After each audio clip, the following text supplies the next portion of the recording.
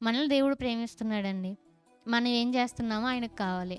కాబట్టి ఆయన ఏం చేస్తారు, మాట్లాడేస్తారు. ఎట్లా మాట్లాడతారు? ఒక డివోషన్ 100 మందికి 100 రకాలుగా తగులుతది తెలుసా? నా గురించే చెప్పారని కొంతమందంటారు. ఇది నా సందర్భం దేవుడు నాతోనే మాట్లాడారు అంటారు. అదేవిధంగా ఒక వర్షిప్‌లో మెసేజ్ కూడా ఒక్కొక్కరికి ఒక్కొక్కలా కనెక్ట్ అవుతది. ఈరోజు నేను మాట్లాడినప్పుడు నాకొకలా కనెక్ట్ అవుతది.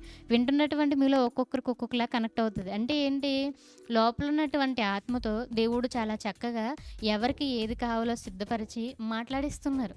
ఇదిగో నువ్వు చేస్తుంది ఇది అని చెప్పేసి చెప్తా ఉంటారు. అది సినిమాల దగ్గరైనా కావచ్చు, మూవీ సాంగ్స్ దగ్గరైనా కావచ్చు, షార్ట్స్ దగ్గరైనా కావచ్చు, లేదు అనంటే టైమ్ వేస్ట్ దగ్గరైనా కావచ్చు, ఎక్కడైనా గానీ ఇదిగో నువ్వు చేసేది ఇది అని చెప్తున్నప్పుడు మనం మార్చుకుంటున్నామా? లేదు అనంటే గనక ఆ గద్దింపుని విసిరికొడుతున్నామా? ఆలోచన చేయండి. ఎంత జ్ఞానం ఉన్నా, ఏమున్నా గానీ మన నిర్ణయాలనేవి మంచివి కాదు. దేవుడిని అడగాలి. వాక్యాన్ని అడగాలి. అదే అయ్యా! ఇది ఇట్లా అనిపిస్తుంది. ఇది కరెక్టా? కాదా? అని మన ఆలోచనలకు వెళ్ళకుండా, మన ఆలోచనలు పక్కన పెట్టి, ఇదిగో దేవుని ఆలోచనలు ఎట్లా ఉన్నాయి?